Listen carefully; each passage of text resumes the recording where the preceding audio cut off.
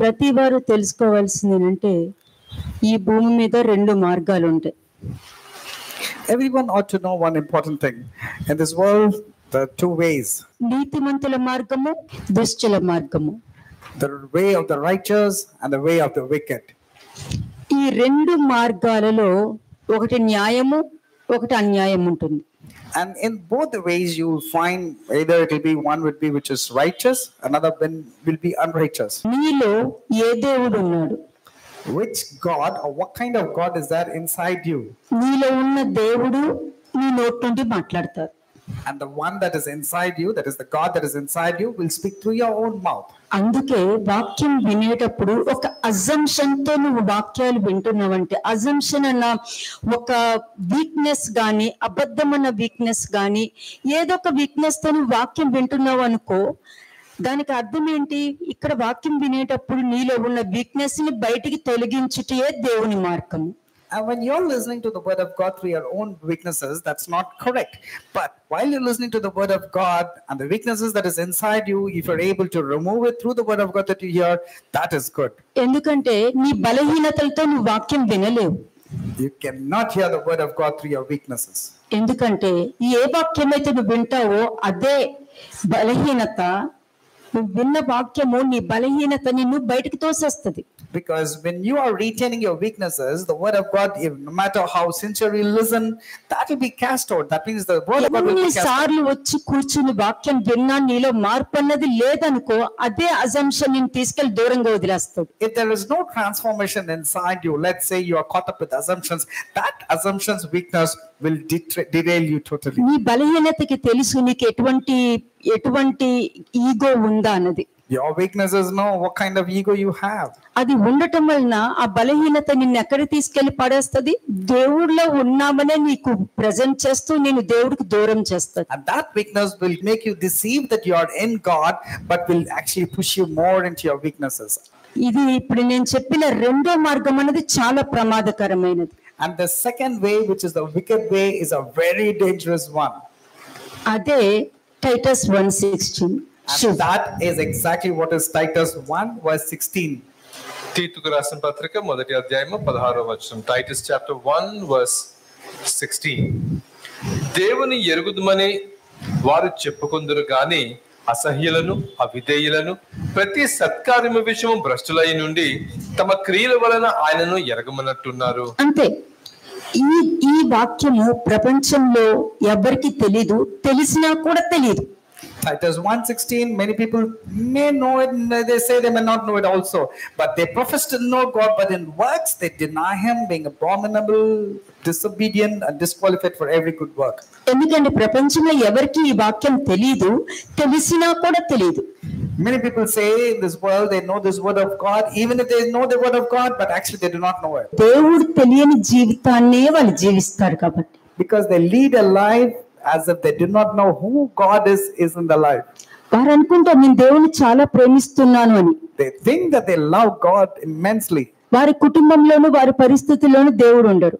But in their situations and in their family, God will not be there at all. మీకు ఒక వస్తువు ఇష్టమైన, ఒక మనిషి ఇష్టమైన, ఏదైనా ఒకటి ఇష్టమైతే దానికోసం దేనికైనా తెగించేస్తావు. If you love a person, if you love a thing, you will go to any extent to get that for yourself. అది దేనికైనా తెగిస్తావంటే అది ఈ లోక ప్రేమ. And that's the love of this world dominant when you want to get things pertaining to this world. ఎందుకని ఈ మాట చెప్తున్నానంటే, నువ్వు నిజంగా దేవుడు ప్రేమించి ఉండుంటే నీలో బలహీనతల్ని దేనికైనా తెగించి నువ్వు తీసేయగలుగుతావు. Because if you truly love God, you will go to that extent that you will remove the weaknesses of yours, no matter how strong they are. ఇది ప్రపంచంలో ఎవ్వరికి బుర్రలకి తట్టదు, ఎందుకంటే వాళ్ళు ఫుల్ కప్ తో నిండిపోయి ఉన్నారు కాబట్టి. Because of the full cup nature in every human being, they cannot relate. This is a very important thing. దేవుడి వాక్యం అంటే దానికి అర్థం ఏంటంటే నేను ఎప్పుడు ఎంటీగా ఉన్నాను అని అర్థం. దేవుడి వాక్యం దగ్గరికి వచ్చేటప్పుడు నాన్న నేను ఎంటీగా ఉన్నాను, నాన్న నన్ను ఫిల్ చేయండి అని వచ్చి అడుగుతారు. నన్ను ఫిల్ చేయండి అని వచ్చి అడుగుతారు. You should come like an నన్ను నింపండి అని అడుగుతారు. You should come like an empty cup to God and say, God, fill me with your word, fill me with your wisdom. But however, if you fill yourself and say, I am full, you cannot receive the word of God. ఎందుకంటే దేవుని ప్రేమిస్తున్నానని చెప్పుకునే వాళ్ళు వాళ్ళలో ప్రేమ ఉండదు, కానీ ఎదుటి వారికి మాత్రము దేవుడు ప్రేమ గలవాడని మాత్రం స్ట్రాంగ్ గా నేర్పించగలుగుతారు. The people who claim that they have the love of God, they may not know the love of God, but they will be emphasizing about the love of God to others. ప్రేమించగలుగుతారు కానీ వాళ్ళు నేర్చుకోరు. They may love God, but they do not know how to learn how to love God. నేను చెప్పాను కదా, నువ్వు పిల్లలకి ఎంత మంచి చెప్పినా నువ్వు ఏ విధంగా ప్రవర్తిస్తావో వాళ్ళు అలాగే బిహేవ్ చేస్తారు. As I told you earlier, no matter how hard you tell your children to change, they will not change when you do not change. కదా, మనం చెప్తాం నువ్వు టీవీ ఎక్కువ చూడొద్దు అంటాం, మనమే టీవీ ఎక్కువ చూస్తున్నాము అని అంటే వాళ్ళకి ఏం నేర్పిస్తున్నాం మరి? And when the parents itself are watching TV and then tell the children do not watch TV, what are we teaching them? అలాగే నీలో వాక్యం యొక్క అనుభవ జ్ఞానం లేనప్పుడు నువ్వు ఎంత వాక్యం బోధించినా వాళ్ళకి చేరదు. Therefore, when your word of God is not filled with experience, no matter how hard you teach them, they will not receive it. ఇటువంటి వారు కూడా వాక్యాన్ని ఉపయోగించుకుంటారు. Now, these kind of people also make use of the word of God. ఎటువంటి వాక్యాన్ని ఉపయోగించుకుంటారు? And how? వారి ప్రవర్తన చూసి అలా మీరు ప్రవర్తించొద్దు, వాళ్ళు మీరు చెప్పిన వాక్యాన్ని రిసీవ్ చేసుకోండి అని అంటారు. Now, don't behave like them, according to Matthew chapter 23, verses 1 and 2. Don't behave like them, but receive the word because they are speaking the word of God, but they don't ఒకసారి practice చూడండి ఆ వాక్యం చదవండి. Matthew 23, verses 1 and 2. మత్తయి సువార్త 23వ అధ్యాయము మొదటి 2 వచనం. Matthew 23 verses 1 and 2. అప్పుడు యేసు జన సమూహములతోనూ తన శిష్యులతోనూ ఇట్లనెను, శాస్త్రులను పరిసయ్యులను మోషే పీఠమందు కూర్చుండువారు కనుక వారు మీతో చెప్పు వాటిని అన్నిటినీ అనుసరించి కైకొనుడి, అయినను వారు క్రియలు చొప్పున చెయ్యకుడి, వారు చెప్పుదురే గాని చెయ్యరు. కరెక్ట్ గా చెప్పారు. Therefore, whatever they tell you to observe, that observe and do, but do not do according to their works, for they say and do not do. ఎందుకంటే వాక్యం ఇట్లా ఉంది, కానీ మనుషులు ఎలాగ రిసీవ్ చేసుకుంటారు? The word is like this, but how do you think man perceives వాళ్ళకే this word? దేవుడు తెలుసా, మాకు దేవుడు తెలీదా? They will say only they know the God. వాళ్ళకే even we దేవుడు know. ఉన్నారా, మన దగ్గర దేవుడు లేరా? Do you think we don't have God? As if they are claiming వాళ్ళ only they have దగ్గర God. ఉన్నదే వాక్యమా, మన దగ్గర వాక్యం లేదా? అందరూ దేవుని ఎరిగి ఉన్నామని అందరూ చెప్పుకుంటారు అంతే. Because everybody claim and say that they know God, but actually no, they do not. ఈ విధంగా పలుకుతారు చూసారా, ఆ పలికే క్రియలతో సమానము. And when they speak like this, that is exactly what is mentioned as in works they do not. వారు They deny చెప్పు him. వాటినన్నిటినీ అనుసరించి నడుచుకోండి అని అంటున్నారు. But it also says in Matthew 23, they say, వాక్యం చెప్తుంది, వాక్యం సత్యంగానే చెప్తుంది, observe and do whatever they say, కానీ వారి క్రియల చెప్పున చేయకూడి అని ఉంది. but don't do according to their works. మరి నేటి దినమున మనుషుల క్రియల చెప్పునే మనుషులు నడుస్తున్నారే గాని దేవుడు చెప్పిన వాక్య ప్రకారం ఎవరు నడుస్తున్నారు? Now, who is walking according to the word of God? People are walking with their own thoughts and ideologies. అంటే ఈ ప్రపంచంలో అందరూ దేవుడు ప్రేమ దేవుడు ప్రేమ దేవుడు ప్రేమ అని చెప్పుకుంటున్నారు, కానీ దేవుడు కోపం గురించి వాళ్ళకి తెలియదు. Everybody talks about the love of God, but they do not talk about the wrath of God because they don't want to mention it or they do not know it. మరి తెలియట్లేదు వాళ్ళకి. Because they do not know. ఎందుకని తెలియట్లేదు? Why is it they're not able to know? మరి ఇశ్రాయేలు జనాంగానికి ఎందుకు తెలియలేదు? Why is that the Israelites did not know? మరి ఫిలిస్తీయులకి ఎలా తెలిసింది? How did the Philistines recognize that power of ఎలా God? తెలుసుకున్నారు వాళ్ళు? How did they know? దేవుడు కోపం ఉందని వాళ్ళు ఎలా తెలుసుకున్నారు? How did the Philistines recognize about the wrath of God? కదా, ఇశ్రాయేల్ జనాంగం దేవుడు కోపం ఉన్నదని చెప్పి వాళ్ళు మర్చిపోయారు. ఫిలిస్తీయులకు మాత్రం దేవుడు కోపం ఉందని ఎలా తెలుసుకున్నారు The వాళ్ళు? Israelites forgot about the wrath of God, but the Philistines were very well knew about the wrath of God also. ఇప్పుడు కొర్నేలియస్ దగ్గరికి దేవదూత వచ్చి మాట్లాడడం జరిగింది. An angel of the Lord came and met Cornelius. కొర్నేలి, నీ ప్రార్థనలు దేవుడి సన్నిధికి చేరి ఉన్నవి అన్నారు.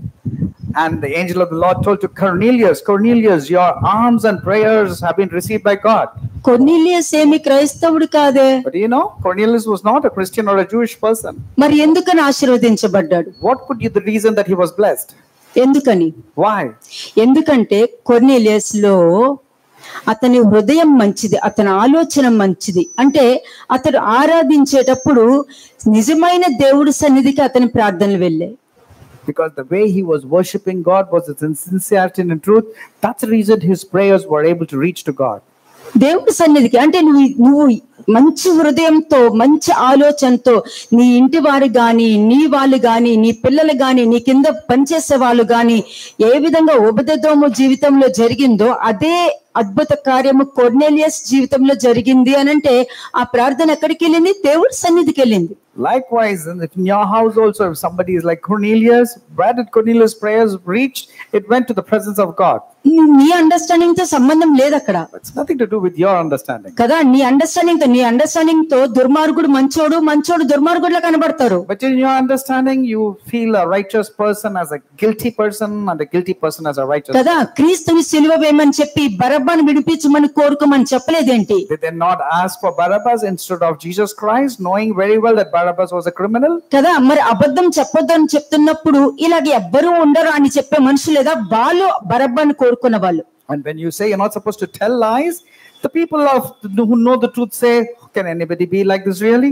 These are the ones who are actually asking for Barabbas. తెలిసిపోతుంది, బరబ్బను ఈజీగా గుర్తుపట్టగలుగుతాం You మనం. can easily identify the people on Barabbas' side. కదా, నువ్వు దేవుడి సన్నిధికి వస్తావు కానీ నువ్వు బరబ్బను కోరుకుంటున్నావు అని తెలిసిపోయింది. You are coming to the presence of God, but your desire is for Barabbas. ఎందుకంటే యేస్కేల్ ద్వారా ఏమన్నారు? నా జనులు రాగల విధముగా నా జనులైనట్టు నీ దగ్గరకు వచ్చి నీ ముందు కూర్చుంటారు గాని నా జనులైనట్టు ఉంటారు గాని నీ మాట వినరు అనుంది. In Ezekiel chapter 33 verses 31 to 33, it very clearly says, my people come and sit in front of you as if they are my people. They will listen to you, but they will not do what you tell them. అలాగే మోషే అంతమందిని తీసుకొచ్చినప్పుడు కూడా అబిరాము, దాతాను, కోరాహు ఏమైపోయారు మరి వాళ్ళు? What happened to Abiram, Dathan, Korah and on? What happened to these people? వాళ్ళు బరబ్బను కోరుకోలేదా? Did they not ask like a person like Barabbas? కదా, అలాగే అపోస్తల పౌలు ఉన్నప్పుడు కూడా అపోస్తల పౌలుకి సంబంధించిన వాళ్ళలాగే వచ్చి ఆ సంఘంలో కూర్చుని అనేక మంది కొరింథీయులను చెడగొట్టారు వాళ్ళు. Do you know, same in the case of Paul also, Apostle Paul also, many people came and as if they were Paul's followers and they were wanting to corrupt that particular doctrine. మరి ఎందుకు ఇప్పటికీ కూడా సంఘంలో గొడవలు ఉండడానికి కారణం ఏంటి? What could be the reasons for the fights in churches even now? ఎందుకు యూనిటీ లేదు? Why is there no ఎందుకు unity? డిస్ప్యూట్స్ ఉన్నాయి? Why there are disputes? ఎందుకు రెండు కింద చీలిపోతున్నాయి? Why they can separate into groups? ఎందుకు దేవుని నామానికి దోషణ వస్తుంది? Why is the name of the Lord blasphemed? కదా, చీలికి చేసే వారిని ఏం చేశారు? దేవుడు దూరం చేసినారు. And what did the Lord do? He immediately separated them. ఇక్కడ అదే చెప్తుంది, వారి క్రియల ప్రకారము మీరు చేయకండి, వారు చెప్తారే గాని చేయరు అని అన్నారు. ఈ వాక్యం ఉన్నా కూడా మనుషులు వాళ్ళ క్రియలు చెప్పినా చేస్తారు గాని వాక్యం వైపు చూడనే చూడరు. అందుకని ఈ ప్రపంచంలో ఎవరికి వాక్యం మీద అసలు అండర్స్టాండింగే లేదు. It clearly says in Matthew 23, but do not do according to their works, for they say and they do not know. But what's happening in reality? Many people are following the works of this unrighteous people. అంటే దేవుడు తెలుసని చెప్పి జీవిస్తారు. That means they claim as if they know God, but they curse God. కానీ దేవుడు తెలియని జీవితాన్ని వాళ్ళు నడిపిస్తున్నారు అనేది వాళ్ళు రియలైజ్ అవ్వట్లేదు. But they don't realize that they're leading a life as if they do not know who God is. తెలిసి చేసినా తెలియక చేసినా తప్పే. Whether you know it or unknowingly, sin is a sin. కదా, కానీ దేవుడి కోసమే జీవిస్తున్నాను అంటారు కానీ మనుషుల కోసం ఆలోచిస్తారు, మనుషుల మీద డిపెండ్ అవుతారు, వాళ్ళు ఏమనుకుంటారు అని చూస్తారు. Though they claim and they say they live for God and they love God, but they live according to pleasing man and only wanting to fulfill man's desire. వారు అనుకుంటారు నేను దేవుని చాలా బాగా ప్రేమిస్తున్నానని. They say that they love God immensely. కానీ వారి కుటుంబాల్లోనూ వారి పరిస్థితుల్లో దేవుని తీర్పులు, దేవుని కోపం ఉందని గ్రహించట్లేదు. But they don't realize that God's wrath and God's judgment is prevalent in their families.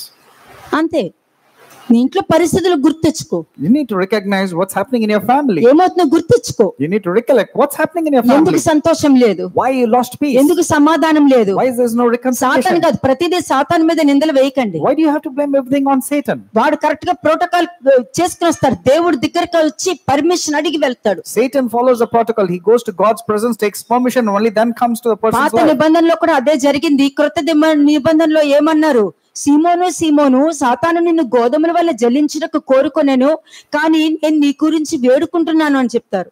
In the book of Luke, very clearly it says that Simon, Satan had desired for you, but I pray that you will not fail, then you will return and strengthen your brothers. Why was it mentioned about Simon? అపోస్తల పౌలుకు బాగా తెలుసు. Apostle Paul knows about it. నేను ఏదైనా నువ్వు క్షమించి ఉంటే దేవుని నామమును బట్టి నేను క్షమిస్తున్నాను, అపవాది తంత్రములు ఎరిగిన వారం comma. If I have to forgive anybody, I'll forgive for the sake of God, but don't we know the wicked wiles of the devil? కాబట్టి ప్రతిదానికి సాతాను మీద కూడా తీసుకుంటానికి లేదు, సాతానికి అవకాశం ఇచ్చింది నువ్వు. Therefore don't blame Satan, because you are the one who gave room to Satan and to entertain his angels. నువ్వు ఎందుకంటే దేవుడు నీకు ఎంత మంచి భోజనం పెట్టినా కూడా సాతాను మాట వినటానికి నువ్వు చెవి ఓపెన్ చేసుకున్నావు. You have given your room to open your ears to listen to Satan's doctrine. No matter what God says, you deny it. మరి ఇక్కడ అపరాధమైన అర్పణను చెల్లింపవలెను అని ఫిలిష్తీయులు అనుకుంటున్నారు. Here when it comes to return with the trespass offering, it's the thought of the Philistines that came up. వాళ్ళకి ఎలా తెలుసు? How do the Philistines know? వాళ్ళకి దేవుడి గురించి తెలియదే. They do not know about God. అసలు ఆ రూల్స్ ఏంటో కూడా తెలియదే. They do not know about the rules on the way. నిజం చెప్పాలంటే వాళ్ళ యాజకులకు కూడా తెలియదు. In fact, even their Levites, their priests also do not know. తెలీదు. ఆయన గురించి విన్నది మాత్రమే తెలుసు వాళ్ళకి. They just know about the mighty God and his great works. కదా, మరి వీళ్ళు కూడా ఫిలిష్తీయులకు కూడా బలుల గురించి బాగా తెలుసు. The Philistines also know about their respective offerings. వాళ్ళకు కూడా దేవుని సమాధాన పరచుకోవడం తెలుసు. They know how to reconcile with their God. కానీ ఇజ్రాయేల్ దేవుడి గురించి శక్తి తెలుసు, కానీ ఆయన ఎలా సమాధాన పరచుకోవాలో వాళ్ళకి తెలియదు. They know of the power and the might of the Almighty God of Israel, but they do not know how to reconcile and offer a trespass offering to him. దేవుని యొక్క మార్గం ఎలా ఉంటుందో చూపిస్తాను. Isaiah 26:7 చూద్దాం ఒకసారి. Isaiah 26:7. Let's see how the way of the Lord would be. యెషయా 26:7. నీతిమంతుల పోవు మార్గము సమముగా ఉండును, నీతిమంతుల త్రోవను నీవు సరళము చేసి ఉన్నావు. యెహోవా, నీ తీర్పుల మార్గమున నీవు వచ్చుచున్నావని మేము నీ కొరకు కనిపెట్టుకొనుచున్నాము. ఇక్కడ చూస్తే నీతిమంతులు పోవు మార్గము సమముగా ఉండును. The way of the just is uprightness. అబీమెలెకుతో ఏమన్నారు? నువ్వు యథార్థవంతుడు కాబట్టి నాకు విరోధంగా పాపం చేయకుండా నిన్ను అడ్డగించాను అన్నారు. And the Lord God came to vision to King Abimelech and said, you are upright, you are blameless. That's the reason I stopped you from sinning against. అంటే అబీమెలెకు అక్కడ సహాయం దొరికింది. Abimelech got their help from God. Abraham విషయంలో సహాయం దొరికింది.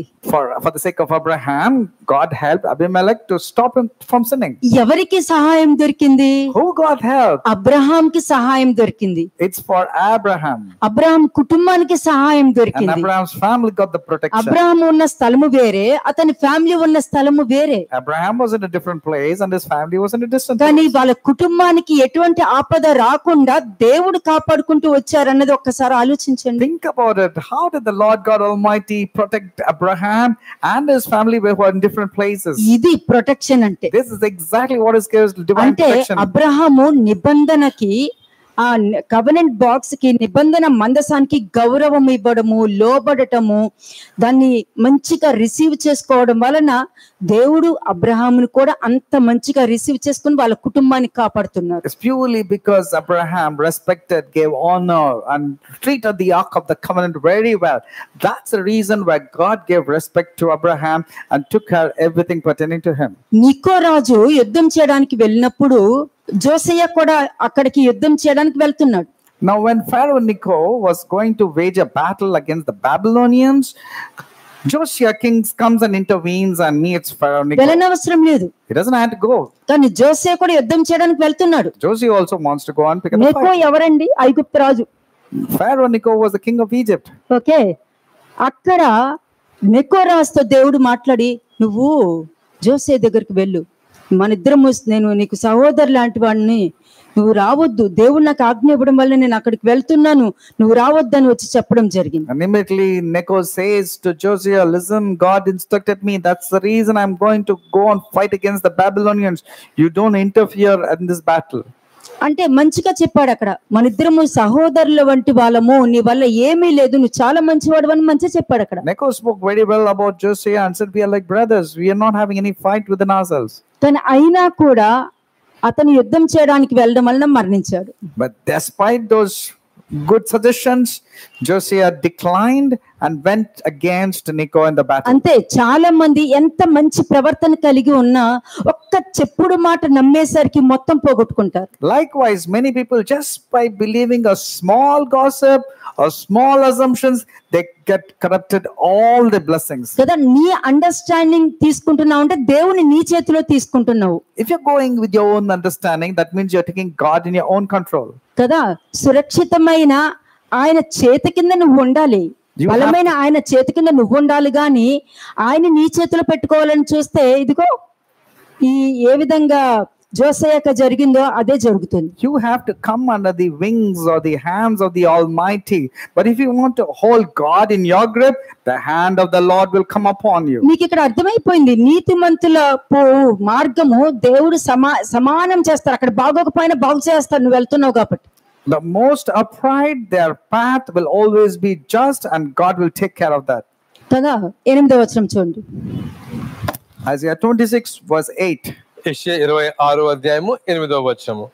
మేము నీ కొరకు కనిపెట్టుకొనుచున్నాము, మా ప్రాణము నీ నామమును నీ స్మరణమును ఆశించుచున్నది. రాత్రి వేళ నా ప్రాణము నిన్ను ఆశించుచున్నది, నాలో ఉన్న ఆత్మ ఆసక్తితో నిన్ను ఆశ్రయించుచున్నది. నీ తీర్పులు లోకమునకు రాగా లోక నివాసులు నీతిని నేర్చుకొందురు. లోక నివాసులు, అందుకనే ఫిలిష్తీయులు ఎవరు? లోక నివాసులే కదా. Now who are the Philistines? Are they not the people of this world? కదా, దేవుని వాక్యానుసారమైన జీవితం ఆచారంతో ఉండదు. And the way of the Lord will not contain any traditions or customs of man. నువ్వు ప్రవర్తించే ప్రవర్తన మీద ఆధారపడి ఉంటుంది, నీ క్రియల మీద ఆధారపడి ఉంటుంది, నీ మాటల మీద ఆధారపడి ఉంటుంది. But it all depends upon how you conduct yourself, how you speak, how you behave. 3వ వచనం చూడండి. Verse 3. 3వ వచనం. Isaiah 26 verse 3. ఎవని మనసు నీ మీద ఆనుకొనునో Amen. వానిని నీవు పూర్ణ శాంతి గలవానిగా కాపాడుదువు. ఎనగా అతడు నీయందు విశ్వాసం ఉంచి ఉన్నాడు. అంతే. అందులో ఎగ్జాంపుల్ అబ్రహాం చూపించొచ్చు. And in this you can take the example of Abraham, యోబుని చూపించొచ్చు, even Job. కష్టంలో బాధల్లో కూడా దేవుడి మీద ఆధారపడటం మీరు You చూడగలుగుతున్నారు. were able to see the way Job's faithfulness and loyalty towards God ఎవరి during హృదయం difficult times. స్థిరంగా ఉంటుందో చెక్ చేసుకోండి. నీ హృదయం అన్ని వేళలా, రాత్రి గాని పగలు గాని స్థిరంగా ఉంటుందా, Now check నిలకడగా ఉంటుందా? Is your mind stable, established, without any deviations?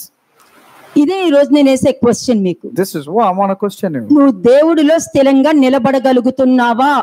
Are you able to stabilize yourself or your mind in the Lord? ఆలోచించండి. Think about it.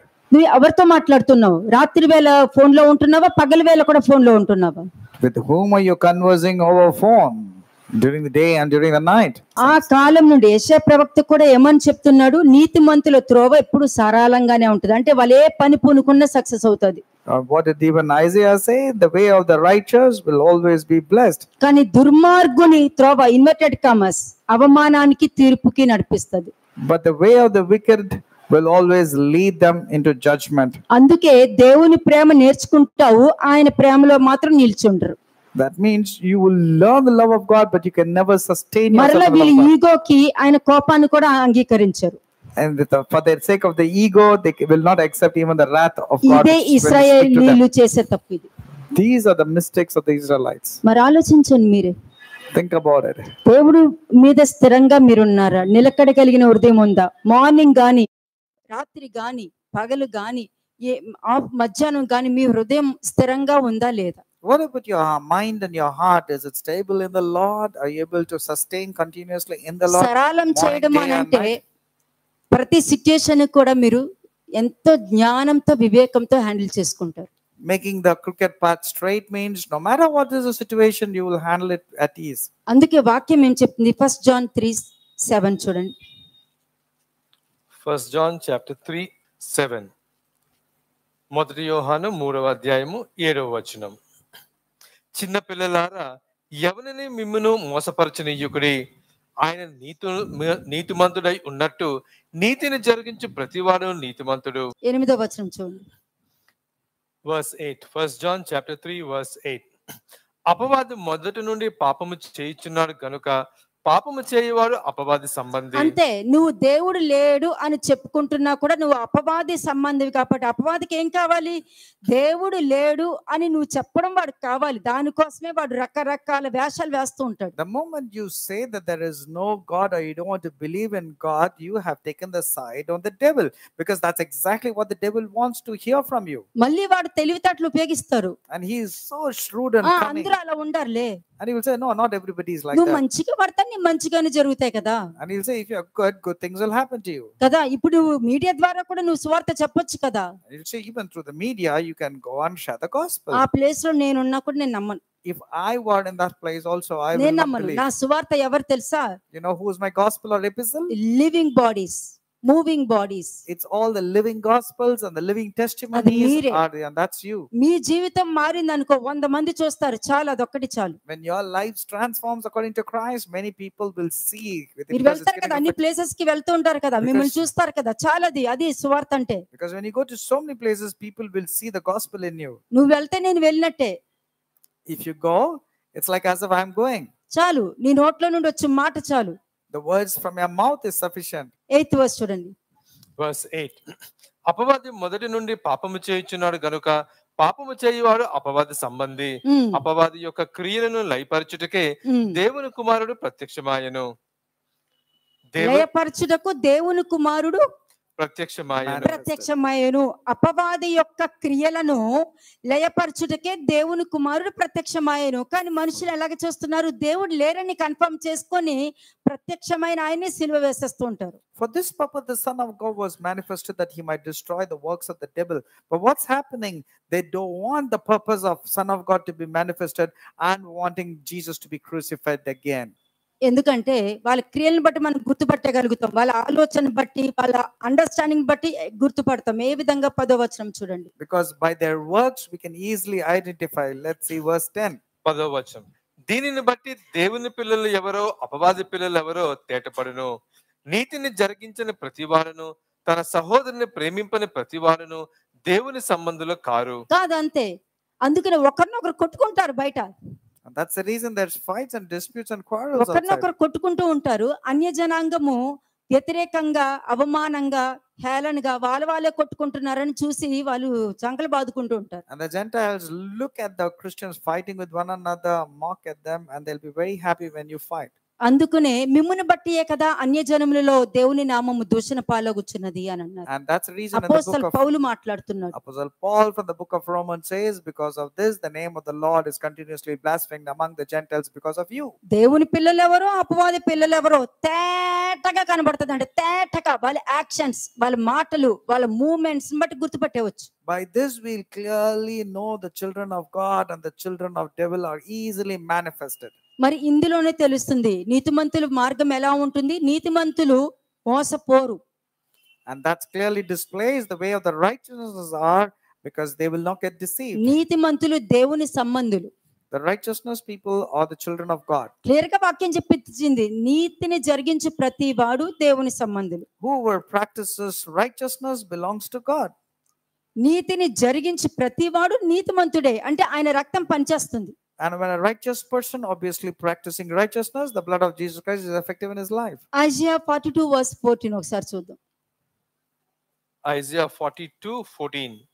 యెషయా 42వ అధ్యాయము 14వ వచనము. చిరకాలం నుండి నేను మౌనముగా నుంటిని, ఊరుకొని నన్ను అణుచుకొంటిని. ప్రసవ వేదన పడు స్త్రీ వలె విడవకుండా నేను బలవంతముగా ఊపిరి తీయచ్చు ఒగుర్చుచు రోజుచు ఉన్నాను. ఎవరున్నారంట? ప్రవక్త కాదు, దేవుడు. Who do you think it is? ఓర్పుతో ఓపికతో అణుచుకుంటూ అణుచుకుంటూ అణుచుకుంటూ, నువ్వు సిలువ వేసినా, కొరడా దెబ్బలతో కొట్టినా, మొహం మీద ఉమ్మేసినా, నువ్వు ముళ్ళ కిరీటం పెట్టినా, ఎలా ఉన్నా కూడా ఆయన ఓర్చుకుంటున్నారు కదా అని చెప్పి నువ్వు కిరీటాలు పెట్టుకుంటూ వెళ్ళిపోతున్నావు. Isaiah 42:14 are not the words of the prophet, but it's God himself when he's saying, I have held my peace a long time. I have been still and restrained myself. But because of that, you take undue advantage, because God is restraining and you're putting on crown of thorns again over his head. Normal గా క్రైస్తవులు అంటే నీతిని జరిగించాలి. అది నీతిని జరిగించినప్పుడు క్రైస్తవులు అవ్వరు. Christians are those people who have to fulfill the righteousness and the requirements of God. And when they're not able to fulfill the righteousness of God, they can never be Christians. మేము మనుషులమే, మాకు కోపం ఉంటది అని చెప్పుకునే వాళ్ళు క్రైస్తవులు car.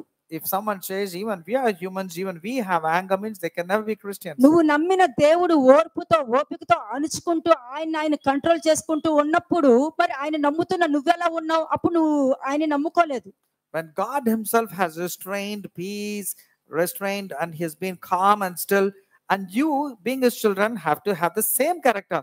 when you're not able to, how can you be a child of God? అందుకే వాక్యం కరెక్ట్ గా చెప్పింది, ప్రభువా ప్రభువా అని పిలుచు ప్రతివాడు పరలోక రాజ్యంలో చేరడు గాని పరలోకంలో ఉన్న నా తండ్రి చిత్త ప్రకారము చేయువాడే పరలోక రాజ్యంలోనికి ప్రవేశించును అని చెప్పారు. That's the reason it's emphasized in Matthew chapter 7 verses 21 to 23. Not everyone who calls Lord, Lord will enter the kingdom of heaven, but the one who practices and does the will of God, only those people will enter. అంతే, ప్రభువా ప్రభువా అని నువ్వు కాగడ పట్టుకుని వెళ్ళినా, ప్రభువా ప్రభువా అని నువ్వు కొవ్వొత్తు పెట్టుకుని వెళ్ళినా, ప్రభువా ప్రభువా అని నువ్వు క్రాస్ పెట్టుకుని వెళ్ళినా, తండ్రి చిత్త ప్రకారం నువ్వు చేయనప్పుడు నువ్వు ఎవరు నేను ఎరగను అని చెప్పి, రెండోది ఏంటి తెలుసా, నీ ప్రవర్తనను నువ్వు గ్రహించకుండా, నీ ఆలోచన నువ్వు గ్రహించకుండా ప్రభువా ప్రభువా అని నువ్వు వచ్చావు కాబట్టి అక్రమము చేయువాడు లిస్ట్ లో నేను వేశారు అక్కడ. And when you would no matter take a candle, take up the cross and keep on saying Lord, Lord, but if you don't do the will of God the Father in heaven, you can never be called as children. And even more worse is you will be accounted as a wicked person because you practice lawlessness. కానీ నీతిమంతులు ఎలా ఉంటారు తెలుసా అండి? But do you know how a righteous person ఇప్పుడు నా will be? దృష్టిలో ఫిలిస్తీన్లు నీతిమంతులే. If you ask me, the Philistines are righteous people now. నీతిమంతులే. In this episode they are ఇశ్రాయేలు righteous. జనాంగానికి లేనటువంటి పశ్చాత్తాపము అండర్స్టాండింగ్ వాళ్ళకు ఉంది. నేను చెప్తాను నెక్స్ట్, దానికి వెళ్తే ఇది మీకు అండర్స్టాండ్ అవుతానే నేను అది You చెప్పగలుగుతాను. come to know about very shortly about how they were repenting and how they were recognizing and realizing their mistakes. Proverbs 20:7 చూడండి. Proverbs 20:7. సామెతలు 20వ అధ్యాయము 7వ వచనం. యథార్థ వర్తనునగు నీతిమంతుని పిల్లలు వాని తదంతరము ధన్యులగుదురు. అది యథార్థ వర్తనుడగు నీతిమంతుని పిల్లలు వాని తదనంతరము ధన్యులగుదురు. నేను క్రీస్తుని నమ్ముకున్నానంటే నీతిమంతుడు అవ్వవు, ఆయన యొక్క నీతిని జరిగిస్తేనే నీతిమంతుడు అవుతావు నువ్వు. Just because you claim and say you're a Christian doesn't make you a righteous person unless you follow the righteous requirements of the Lord and అంటే walk in బాప్టిజం integrity. తీసుకున్నంత మాత్రాన నీతిమంతుడు అవ్వవు, నీ That- ప్రాచీన జీవితాన్ని చంపుతేనే నీతిమంతుడు అవుతావు. You cannot become a righteous person just because you're baptized.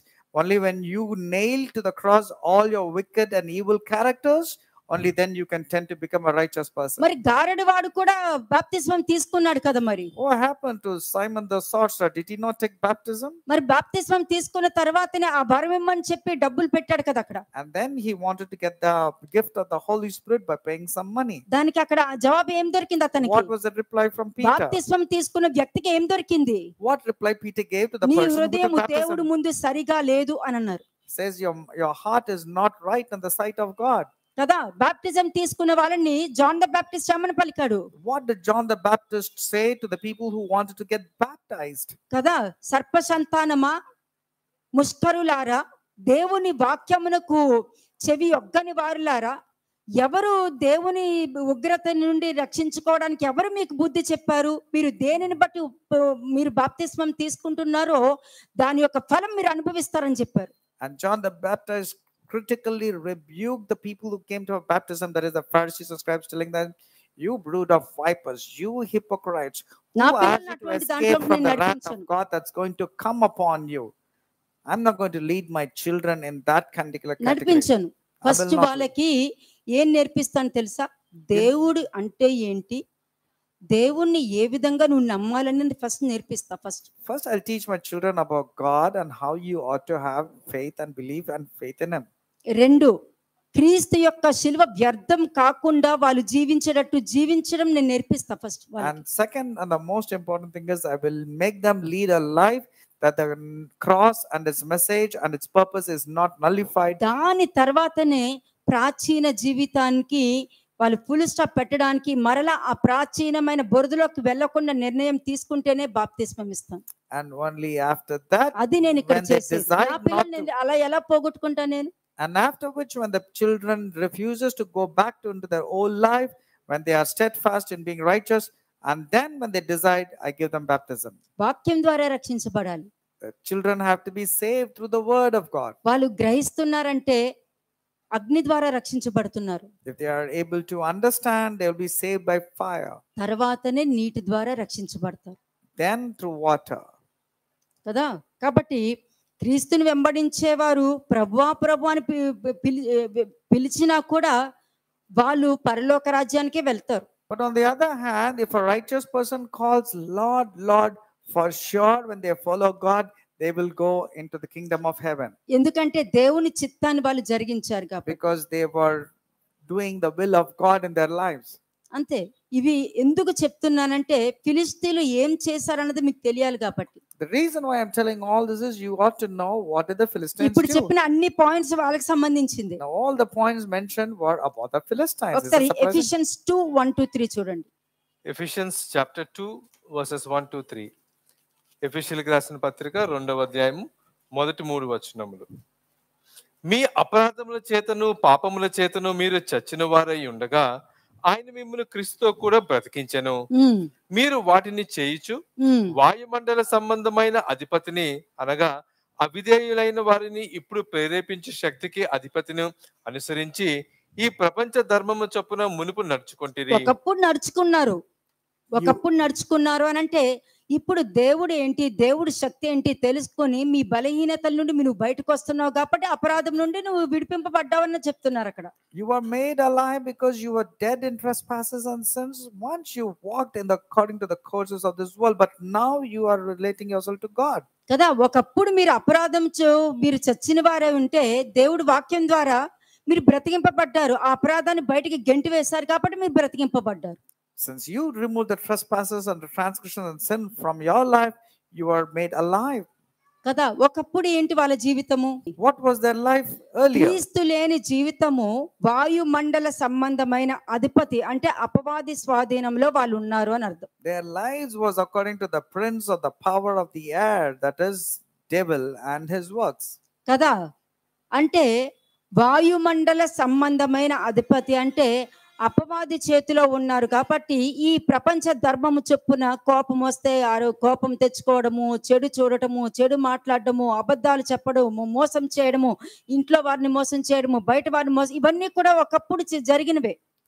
Earlier you were in the clutches of the enemy and you were walking as the sons of disobedience, like getting anger, getting sulking, going to gossip and doing all sorts of wrong things. ఒకవేళ నీలో అపరాధం ఉందనుకో, let's say if you still have transgressions in you, ఎంత వాక్యమైనా బయటికి రాలేదనుకో, and no matter how much word you hear, you're not able to come out. మాత్రం దేవుడి సేవ, లోపల మాత్రము అపవాది సేవ. But you will, with your mouth you will say you're doing the works of God, but inside you're doing the works for the devil. అంతే, ఇది check చేసుకోవచ్చు. మీలో అపరాధం ఉంటే ఏమేం జరుగుతాయని చెప్తున్నాను. By this you ఎంత can వాక్యం విన్నా కూడా. If you have transgressions, what kind of person you will lead yourself, no matter how much you heard the word. 2, అవిధేయతతో కూడిన జీవితం ఉంటుంది. Second, your life would be led with disobedience. అంటే ఏంటి అవిధేయతతో కూడిన జీవితం అంటే ఏంటి? What is a life with disobedience?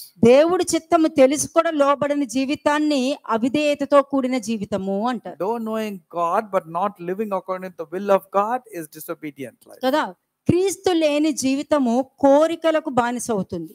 A life without Christ earns for going towards a life with wrong desires. తప్పు వాటిని చేయాలన్న ఆసక్తి ఉంటుంది. There will be eager and desires to do evil work. నీ చిత్తము, నీ నిర్ణయము, నీ కోరిక అనే ఆలోచన ఉంటుంది. You will be filled to do and accomplish only your thoughts and your desires. అంటే నిన్ను నాశనం చేసే ఇంకొక యజమాని నీలో ఉన్నాడు అని అర్థం. That means there is another master living inside you to destroy you. అటువంటి అపవిత్ర జీవితము దేవుని ఉగ్రతకు, దేవుని శిక్షకి కారణమవుతుంది. నువ్వు దేవుని నమ్మినా నమ్మకపోయినా ఇదైతే మాత్రం వెళ్ళిపోతుంది, ప్రోటోకాల్ వెళ్ళిపోతుంటది. నువ్వు ఎంత కొట్టుకున్నా కూడా నీకు సహాయం దొరకదు. Whether you know God, you do not know God, since your life has become associated with disobedience, you will have difficulties in your life. దేవుని దృష్టిలో సజీవుడు ఎవరు?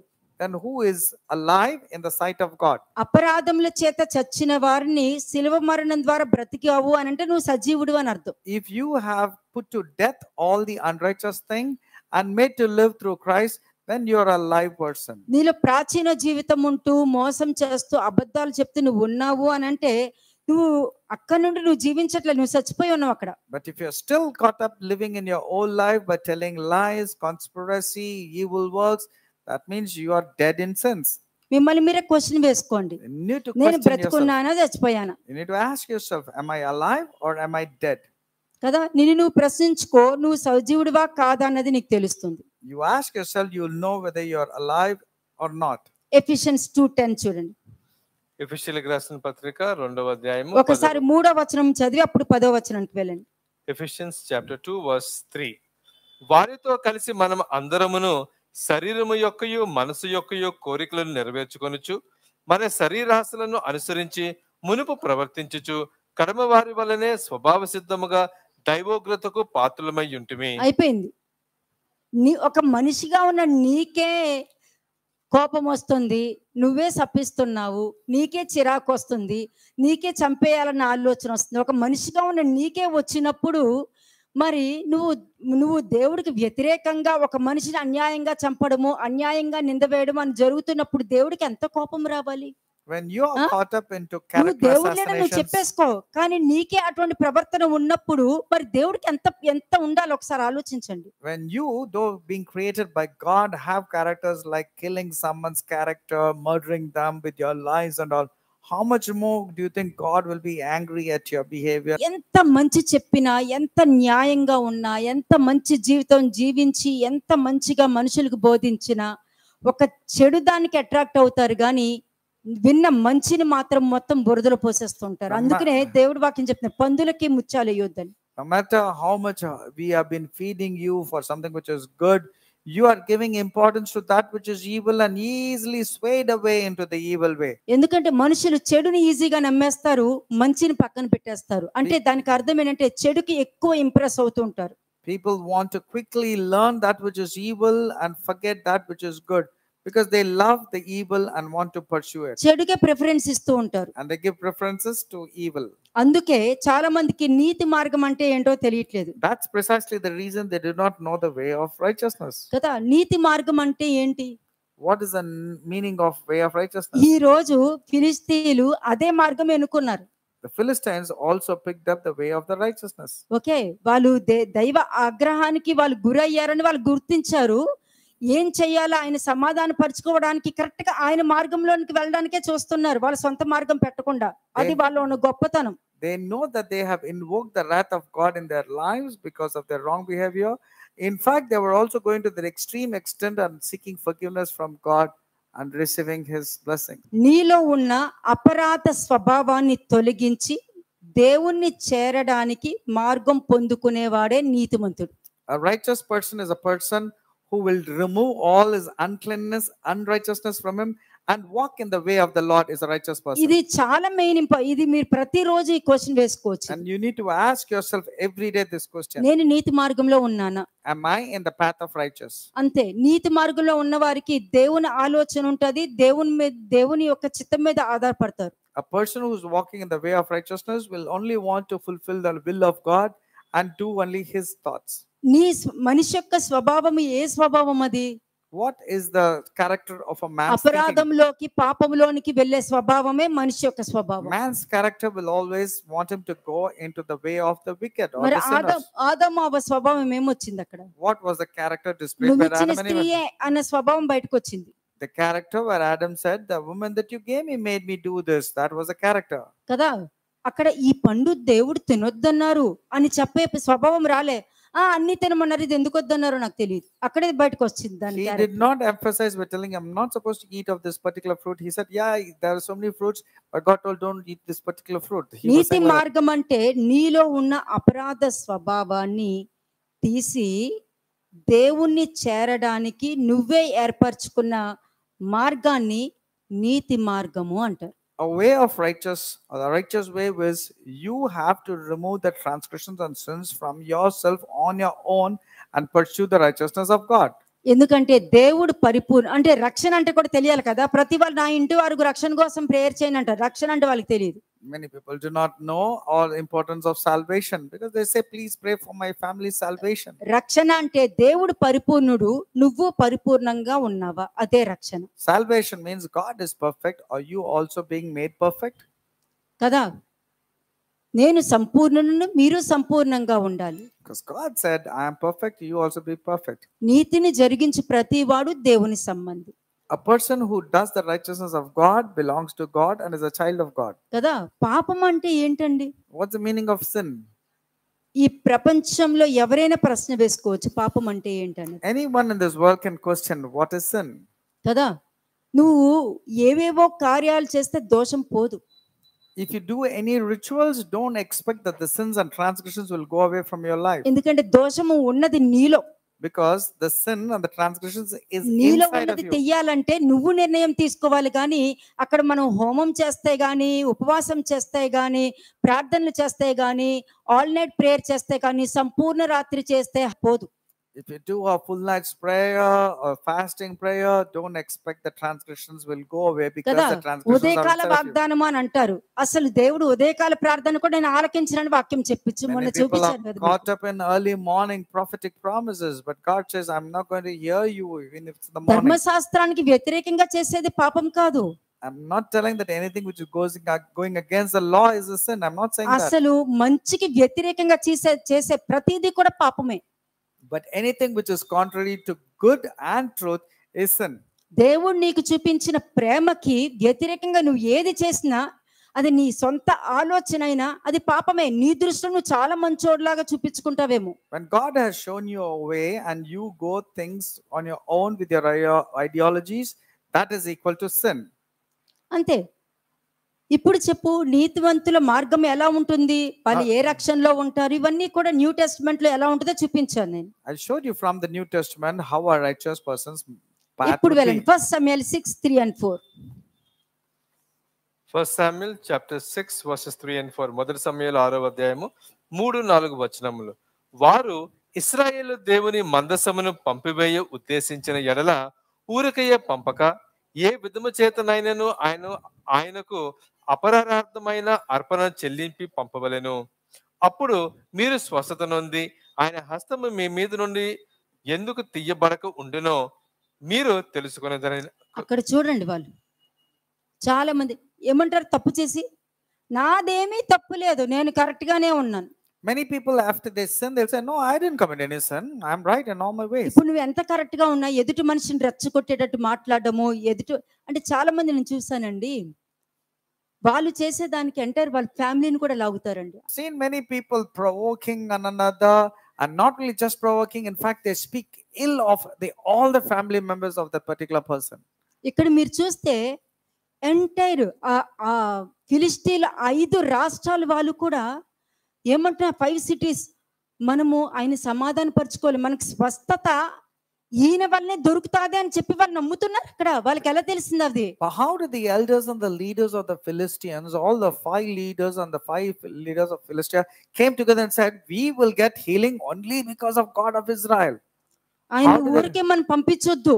And they didn't want to send the Ark of the Covenant empty-handed. మనము అవమానంగా తీసుకొచ్చాం కదా, అవమానంగా మనం చేయదని వాళ్ళు రియలైజ్ అవుతున్నారు. అక్కడ They realized that they brought the Ark of the Covenant in a very shameful way and humiliating it. అపరాధార్థమైన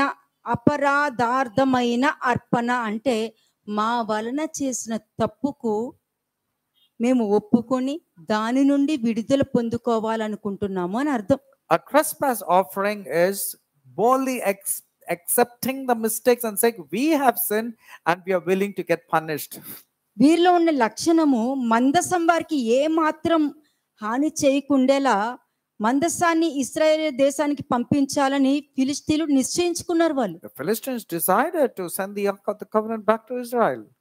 ఒకటి చెప్తానండి, 4 గోడల మధ్యలో నేను దేవునికి క్షమాపణ అడుగుతాను, 4 గోడల మధ్యలో నేను తప్పు చేశాను దేవుడి దగ్గర అవ్వదు, నీకు అవ్వదు. నువ్వు ఆ అండర్స్టాండింగ్ తో ఉన్నావంటే ఇంకా పాపం మీద పాపం చేసుకుంటూ వెళ్ళి నీ తరతరాలకి కొరుకుడు పుండు ప్రాకినట్టు ప్రాకుతుంది. నేను చెప్తున్నాను ఈ రోజు నీకు. And you would be thinking within the 4 walls, I can go and confide and confess and ask God for forgiveness, but it's not going to happen, because you're going to add up sin to your sin, and like cancer spreading inside the body, your body will be filled with it. నమ్మక ద్రోహానికి ఇప్పుడు ఇస్కరియోతు యూదా నమ్మక ద్రోహం చేయలేదా? What about the treachery or the traitor or the betrayal of Judas Iscariot? మరి చేసిన తర్వాత కూడా ఇస్కరియోతు యూదా అన్నాడు కదా, ఆ నీతిమంతుడు నేను అన్యాయంగా అప్పగించానని అన్నాడు కదా. మరి Did not Judas also say that I have handed over a righteous person? మరి ఎందుకు విడుదల పొందుకోవాలా? Why is it he did not get deliverance? ఎందుకు పొందుకోవాలా? Why was he still accused? వాళ్ళు ఏమన్నారు? What did they say? ఈ డబ్బుతో మాకు సంబంధం లేదని sir. They immediately says, we have got nothing to do with the money. ఇచ్చింది ఎవరు? Who gave the money? వాళ్ళే ఇచ్చారు. Did they not the Pharisees give them? వాళ్ళే కదా ఇచ్చింది. Did they not give money to Judas? మాకు సంబంధం లేదని ఎందుకు అన్నారు? But why did they say we have nothing నీకు to do with నువ్వుగా the money? వచ్చి నుంచున్నావు అక్కడ. Because you volunteered yourself to do నువ్వు the sin. ఉద్దేశంతో వచ్చి ఆ పాపం చేయడానికి నుంచున్నావు అక్కడ. You were intentionally going there to do sin.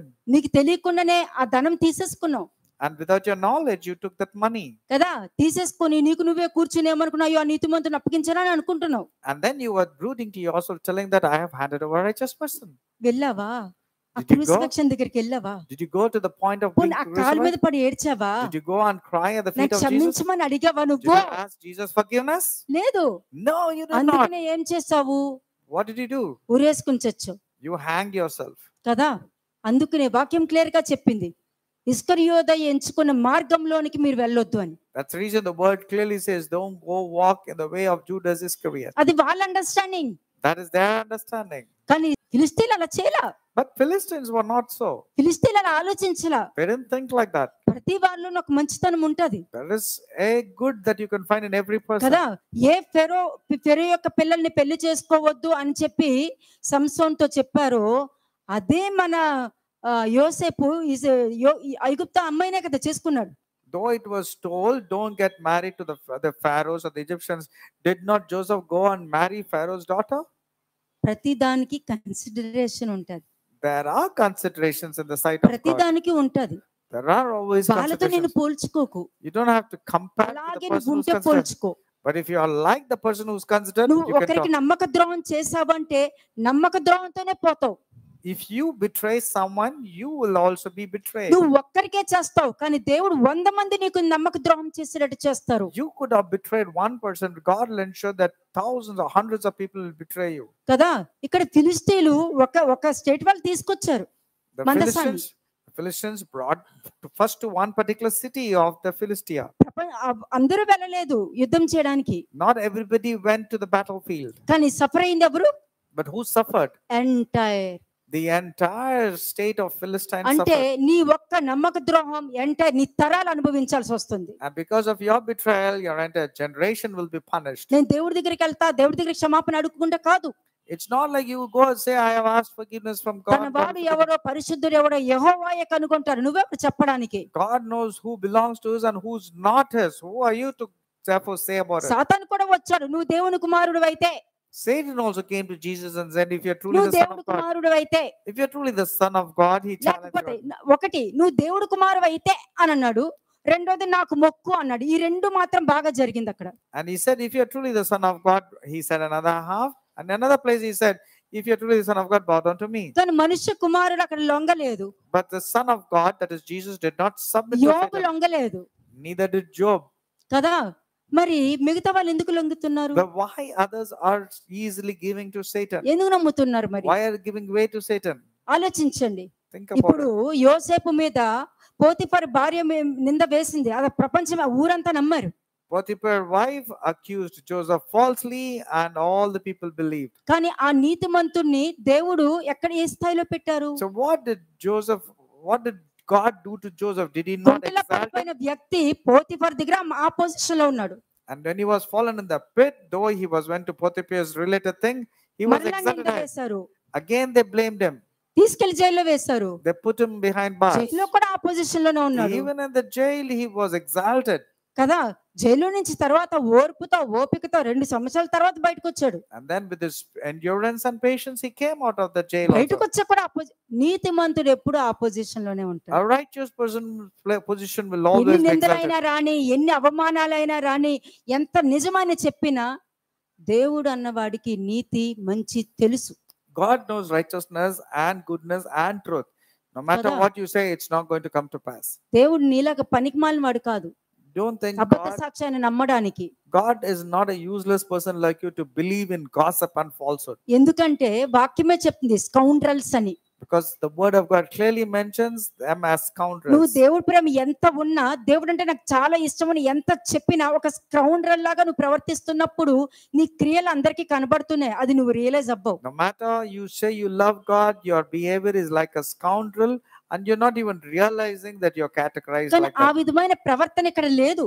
But that kind of behavior was not to be seen among the Philistines. ఇక్కడ లేదు, ఇక్కడ ఫిలిస్తీన్లో లేదు Or అక్కడ it was not to be seen. కదా. అంటే దేవుని మందసమును పంపివేయాలని నిశ్చయం చేసుకున్నాడు, ఉద్దేశించుకున్నారు వాళ్ళు. Philistines determined to send back the Ark of the Covenant. అలాగే నీ ఇంటికి వచ్చిన పరిస్థితులు ఏదైతే తారుమారయ్యాయో, ఏ బాధలు అనుభవిస్తున్నావో, ఏ రోగం అనుభవిస్తున్నావో, ఏ బలహీనతల్లో ఉన్నావో దాన్ని నువ్వు పంపించాలని లేదా నీకు? Now, don't you also want to remove the dirty weaknesses that is lurking in your heart? You are getting addicted. Don't you want to push it out of your life? కదా, దేవుని నిబంధన మందసం నీ దగ్గర ఉండాలని నువ్వు పంపించాలి. If you want the Ark of the Covenant in your life, you have to let go of your weaknesses and trespasses. కానీ ఇక్కడున్న వాళ్ళకి వాళ్ళ బలహీనతలే ఉండిపోయి దేవుని మందసాన్ని మాత్రం మర్యాదగా పంపించాలని చూస్తున్నారు వాళ్ళు. And here the people, though they have their weaknesses, they are quick to send the Ark of the Covenant with respect and honor. కదా, ఇక్కడ మందసాన్ని ఇశ్రాయేలుకు పంపించాలని ఫిలిష్తీయులు నిశ్చయించుకొని వీటిని ఎలా చెయ్యాలో యాజకుల్ని అడిగి తెలుసుకుంటున్నారు. The Philistines were taking counsel from the elders and the leaders as to how to return the Ark of the Covenant. చూసారా, మర్యాద లేకుండా తీసుకొచ్చిన వాళ్ళు మర్యాదతో పంపించడానికి The చూస్తున్నారు. Philistines brought the Ark of the Covenant with humiliation and shame, and they realized and look at the way they wanted to send it back. అంటే చేసిన పాపానికి అపరాధమైన అర్పణ చెల్లించి పంపాలనుకుంటున్నారు వాళ్ళు. They decided to do a trespass offering because of the way they brought the Ark కానీ of the దేవుడు Covenant. తెలిసిన నువ్వు దేవునికి వ్యతిరేకంగా అపరాధం చేసినప్పుడు నువ్వు ఎవరికి ద్రోహం చేసావో వాళ్ళు క్షమిస్తేనే గాని నీ ఇంటి మీద ఆ శాపం అలాగే నిలిచి ఉంటుంది. But you who claim to know God and you have transgressed against a person and you have not forgiven him, for sure the guilt of నువ్వు that A sin will be పని upon your house. పూనుకున్నా అది జరగదు. No matter how hard you work, that will not come to pass. కానీ నీ చేతికి దగ్గరకు వచ్చేటట్టు కనిపిస్తాయి కానీ అది రాదు. ఎందుకంటే దేవుడు నిర్ణయించుకున్నారు ఏమని, నువ్వు పాపివని.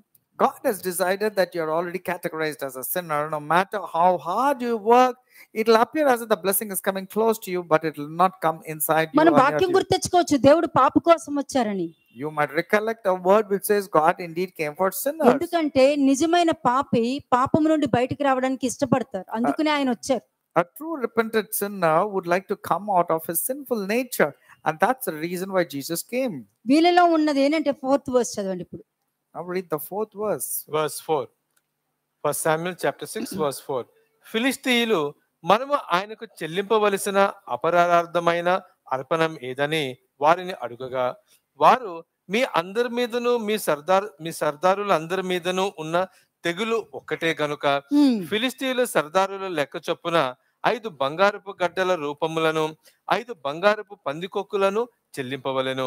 ఇది వాళ్ళు దేవుడికి ఏ విధంగా వాళ్ళు ఎలాగా చేసుకుంటూ వస్తున్నారో ఆ విధంగానే వాళ్ళకు తెలిసిన దాన్ని బట్టి ఆయన సమాధాన పరచుకోవడానికి ఒక స్టెప్ వేశారు ముందుకి. They put a step forward in faith. The way they offered trespass offerings to their respective gods, they wanted to do it to the God of Israel. అంటే ఇక్కడ వీళ్ళు ఏంటంటే దేవుని మందసాన్ని దొంగలించిన అపరాధం నేరానికి పరిహారం చేయాలని అనుకుంటున్నారు. They knew that the Ark of the Covenant was captured in a wrong way, and they realized and they want to reconcile. దాన్నే గిల్ట్ ఆఫరింగ్ అని అంటారు. That's exactly what is called as a guilt offering. వారు పాపం చేసినట్టు realise అవుతున్నారు అక్కడ. They realize that they have sinned.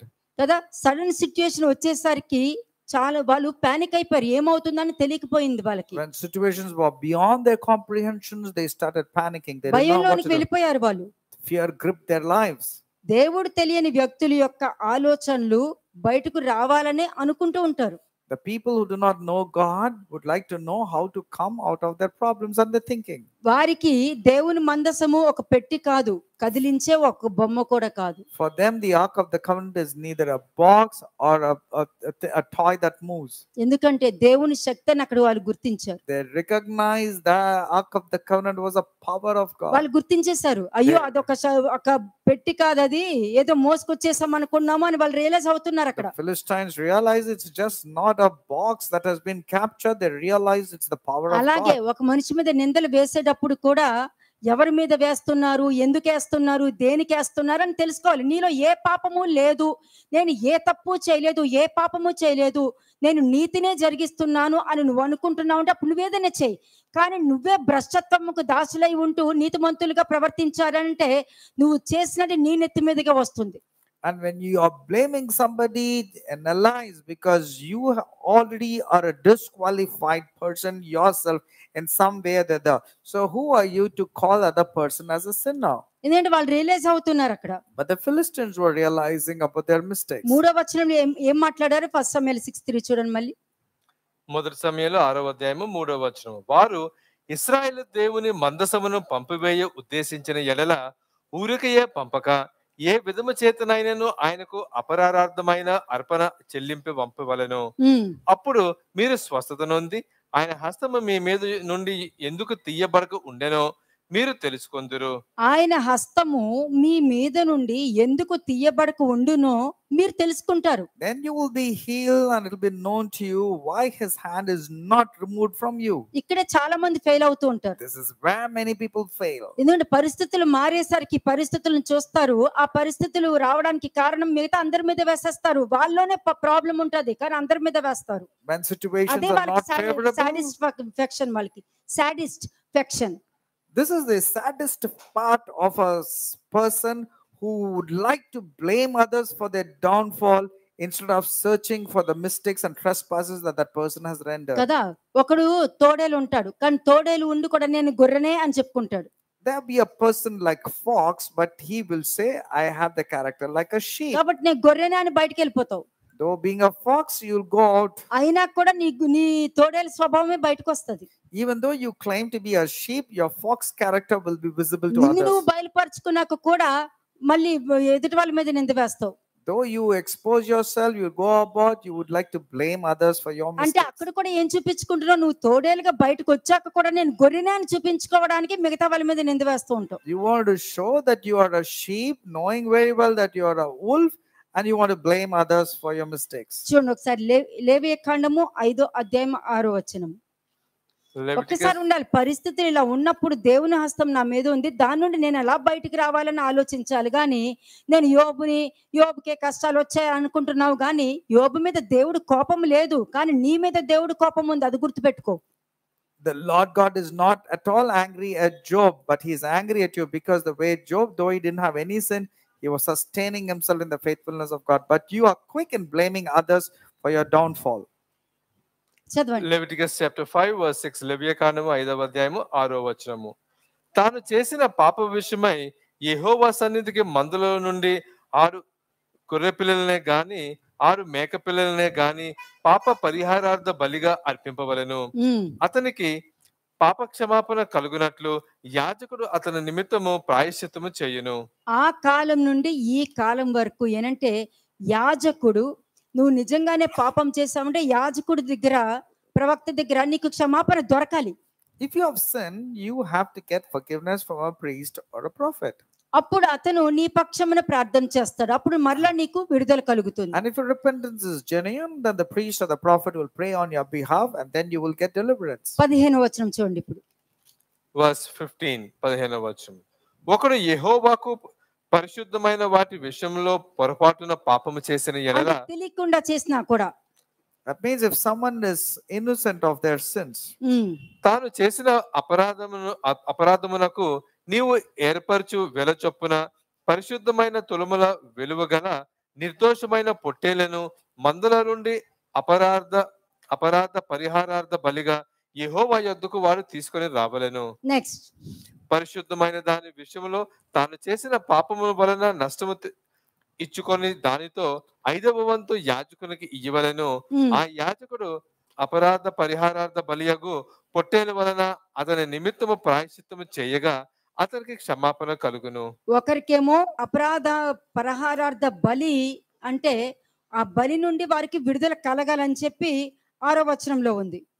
In verse 6 it says there will be a trespass offering to the Lord for a sin which he has committed.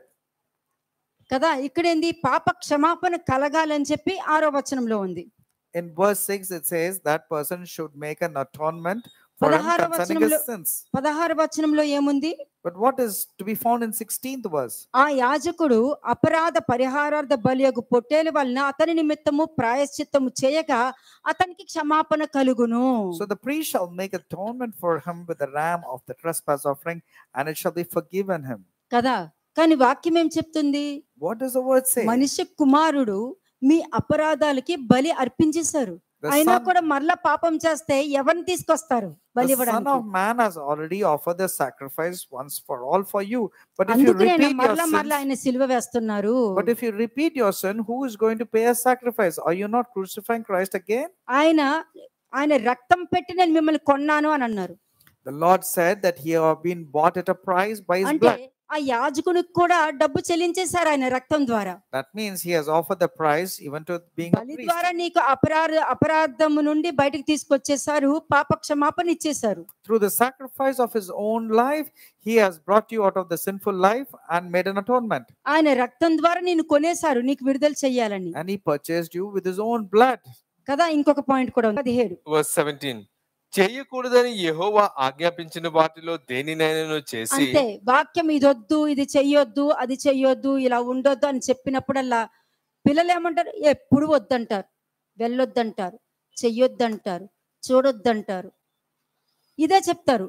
అంటే మీరు చెప్పేది చేసేది న్యాయమైతే మీ వాళ్ళు యాక్సెప్ట్ చేస్తారు. అది కరెక్ట్ కానప్పుడు మీ వాళ్ళు ఎందుకు ఒప్పుకుంటారు? Why should- దానికే నువ్వు అపరాధం చేస్తున్నావు ఇక్కడ. Why do your parents are restricting so many areas? Because you're caught up by telling my parents always say no, my elders always say no. Why should they accept you for something which is not right in the sight of God and right in the sight of elders? నేను Are you తెలియక not making it చేసేసాను అని అంటారు trespasses? చాలా మంది. And then they say, I did the sin unintentionally. తెలియక చేస్తాను. They say, I've done it unintentionally. కానీ ఇక్కడ వాక్యం ఏం చెప్తుంది? But what does the sin about unintentional say? పొరపాటున జరిగినను అతడు అపరాధి అయి తన దోషమునకు శిక్ష భరించవలెను. And even if you have done the sin unintentionally, you have to make a trespass offering. అంటే క్రీస్తు శిలువ మరణం చెందిన నిన్ను రక్తంతో వెలపెట్టి కొన్నా కూడా పొరపాటున పాపం చేస్తే దాని యొక్క శిక్ష అనుభవించవలసిందే. Even if there is a sacrifice of the cross by Jesus and you've been bought at a price with the blood of Jesus Christ, and if you commit a sin unintentionally, you have still committed a trespass. 19వ వచనం. verse 19.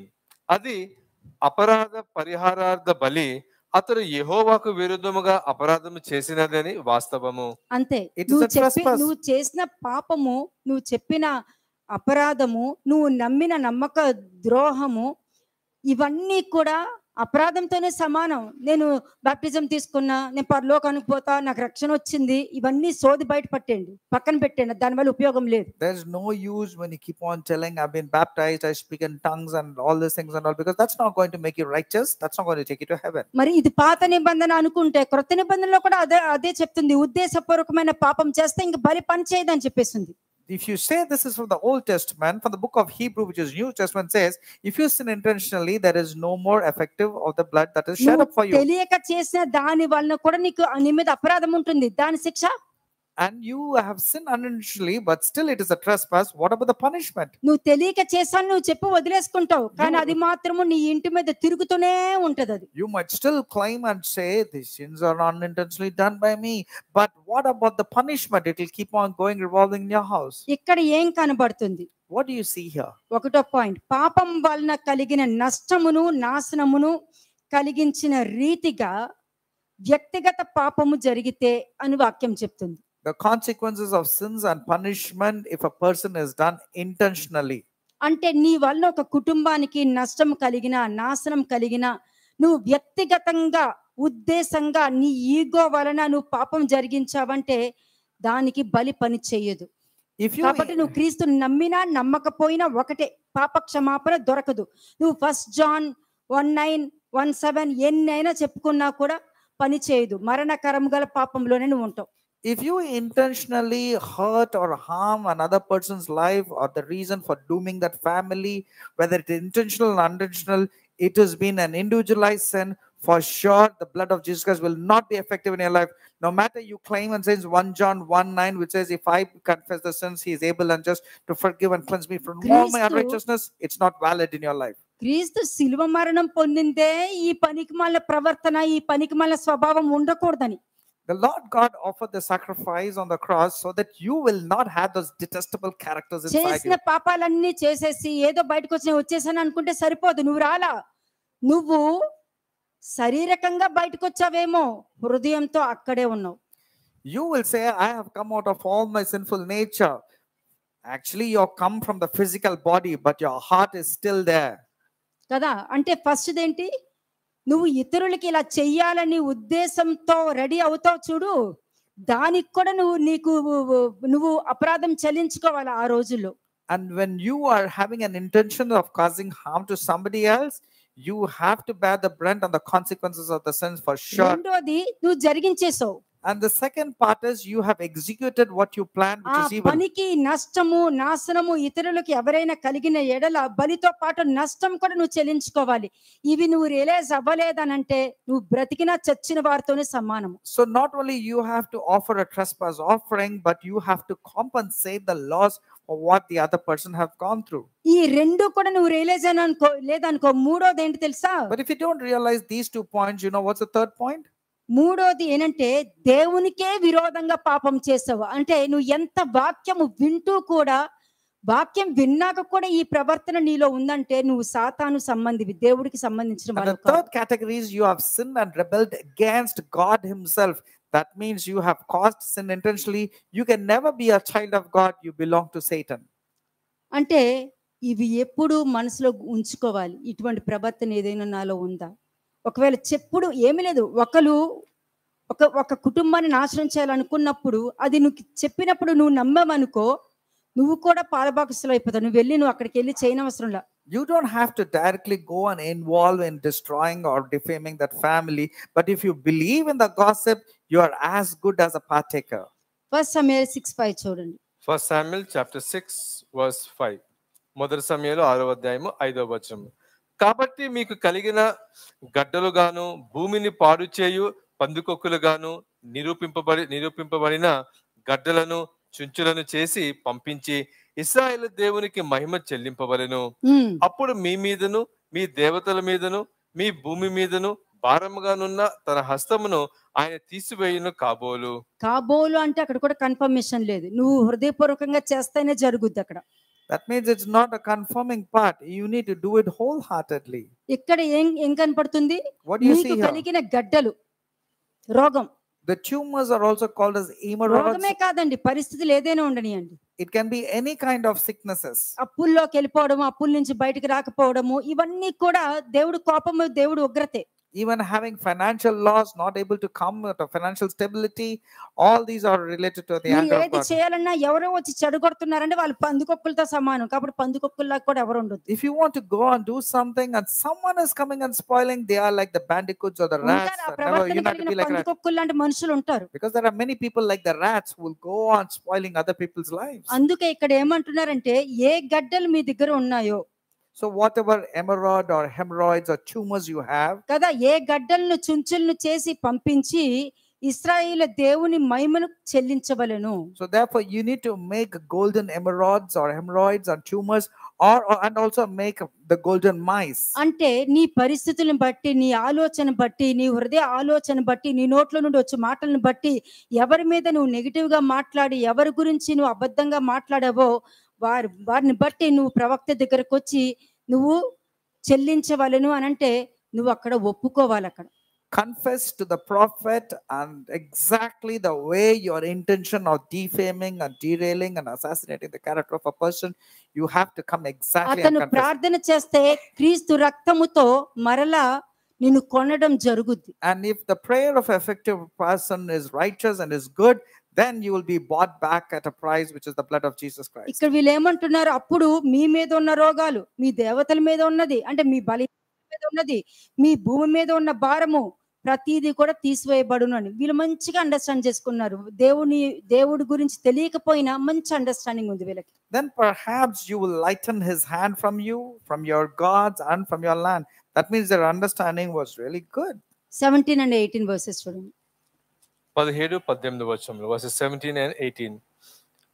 అపరాధార్థమైన అర్పణగా ఫిలిస్తీయులు చెల్లించిన బంగారపు గడ్డలు ఏవనగా అష్దోదు వారి నిమిత్తము ఒకటి, గాజు వారి నిమిత్తము ఒకటి, అష్కేలోను వారి నిమిత్తము ఒకటి, గాతు వారి నిమిత్తము ఒకటి, ఎక్రోను వారి నిమిత్తము ఒకటి.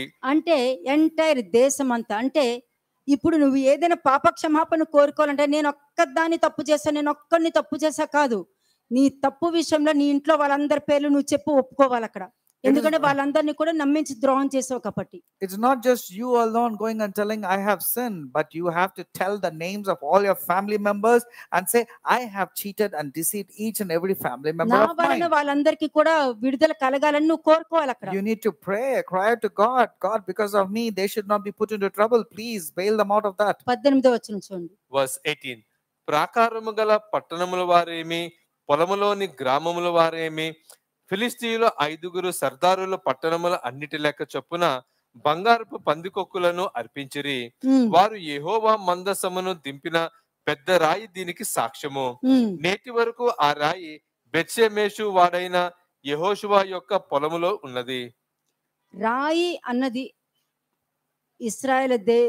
ఇజ్రాయెల్లో ఉన్న ఆచారం నుండి ఫిలిస్తీయులకు కూడా అదే ఉంది. రాయి అన్నది క్రీస్తు. The stone or the rock is being there not only with the Israelites, even with the Philistines. So the rock is Christ. దేవుడికి అనుగుణంగా ఆయనకి నచ్చినట్టుగా ఆయన ఏమైతే చెప్పారో ఆ విధంగా మేము చేసామా లేదా అన్నది క్రీస్తుని సాక్షిగా పెట్టి పంపించారు వాళ్ళు. They have put themselves telling that as a witness, as a rock, the stone, telling whether we have done pleasing to God or not. అలాగే జాన్ 9:24 చూడండి. John chapter 9 verse 24. యోహాను సువార్త 9వ అధ్యాయము 24వ వచనం. కాబట్టి వారు గ్రుడ్డివారై ఉండిన మనుషుని రెండవ మారు పిలువమిచ్చి దేవుని మహిమపరచము, ఈ మనుషుడు పాపి అని మేము ఎరుగుదుమని వానితో చెప్పగా. అంతే. ఇక్కడ వీళ్ళు కూడా చూడండి ఇశ్రాయేలు జనాంగము వీళ్ళు కూడా దేవునికి మహిమ చెల్లించు, కానీ క్రీస్తు మాత్రం పాపే అని చెప్తున్నాడు అక్కడ. Look at these Pharisees and the scribes. Look at their answer. They say, give God the glory, but don't give glory to this sinner, this man, this Jesus. దేవుడు తెలిసిన వాళ్ళు ఏ విధంగా మహిమ చెల్లించిన ఫిలిస్తీయులు ఎలా ఉన్నారు, దేవుడు తెలిసి కూడా ఈ ప్రవర్తించే ఈ వీళ్ళు ఎలా ఉన్నారో ఒకసారి చెక్ చేసుకోండి. Look at the difference between the Philistines who did not know God and how they were glorifying God, and the Pharisees on the other side who claim to know God, and look at the way they are dishonoring him. అలాగే Jeremiah 13:16 చూడండి. Jeremiah 13 verse 16. ఇర్మియా 13వ అధ్యాయము 16వ వచనము.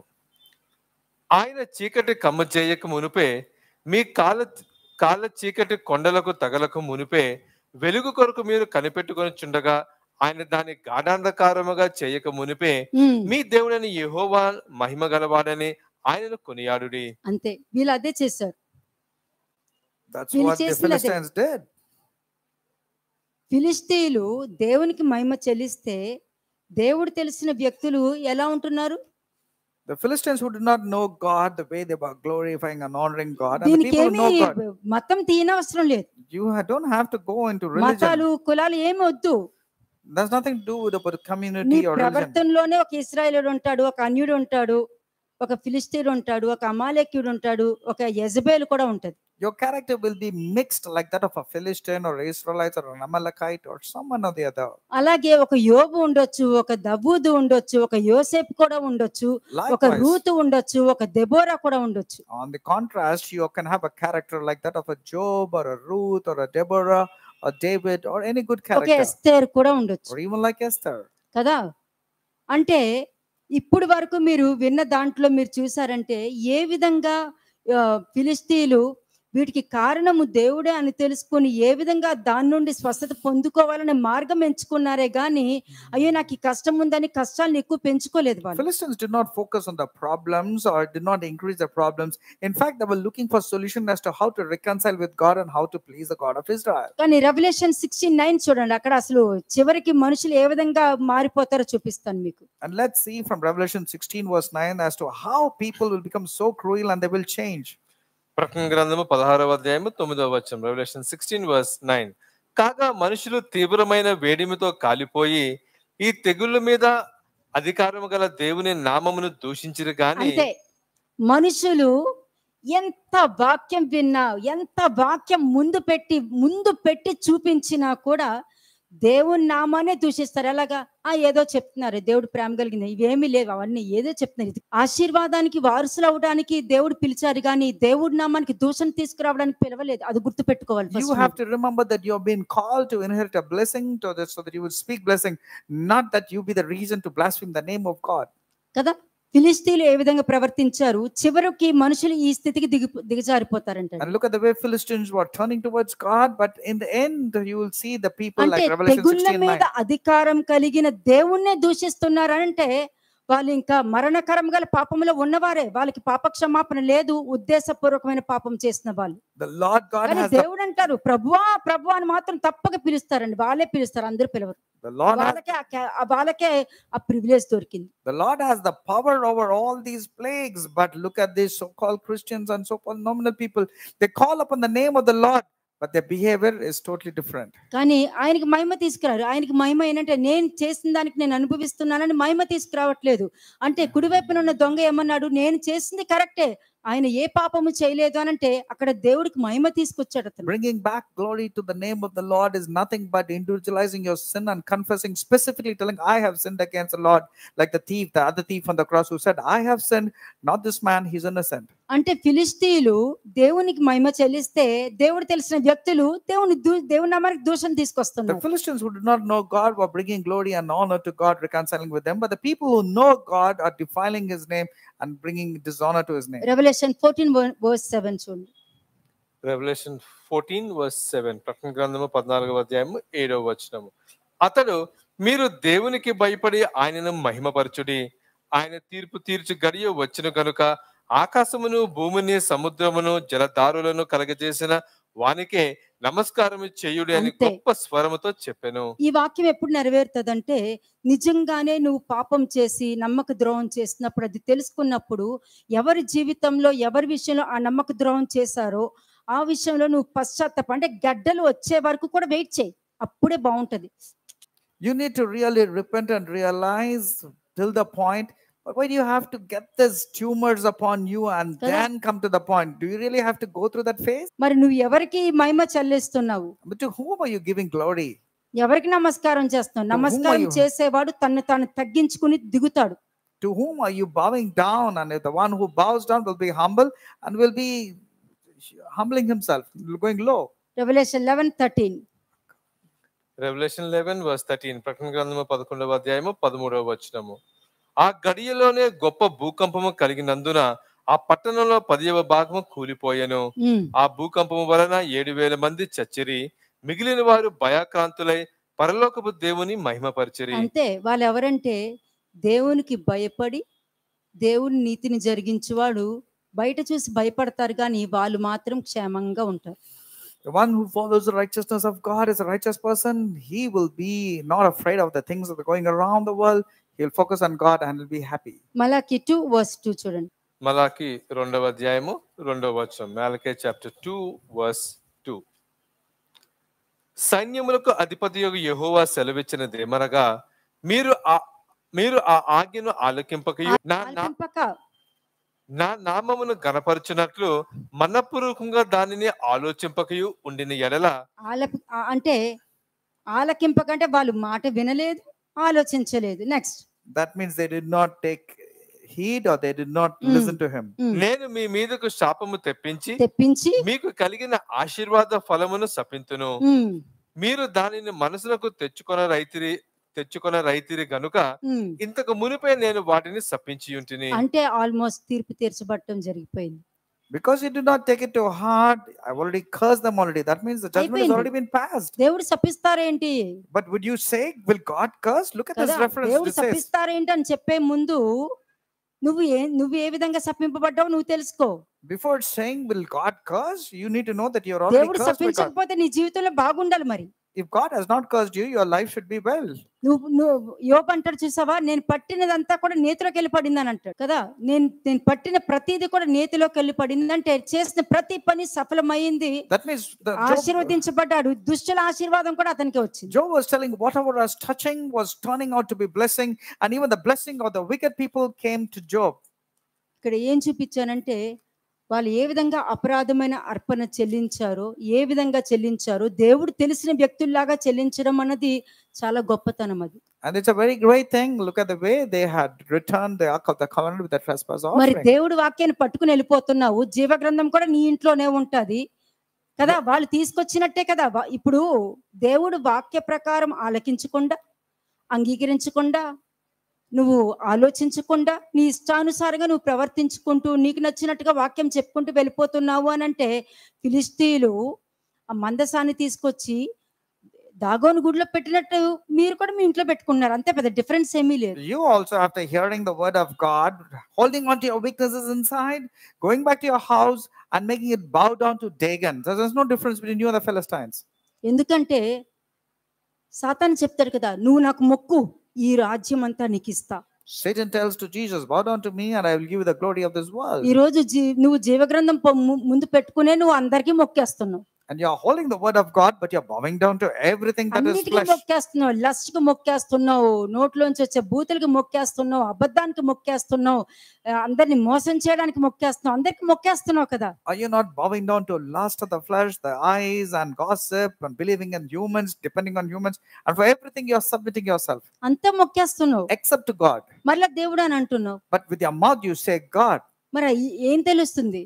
What can you see? ఫిలిష్తీయులకు దేవుడు తెలియదు కాబట్టి వాళ్ళు అలా చేసినా కూడా. ఆలోచించండి, ఉజ్జా ముట్టుకుంటే రక్తం కక్కుకొని మరణించాడు, ఒబెదెదోము సింపుల్ గా తీసుకెళ్లిపోయాడు, దావీదు భయపడి దూరంగా పారిపోయాడు, ఫిలిష్తీయులు ఎలా మోసుకెళ్ళిపోయారు?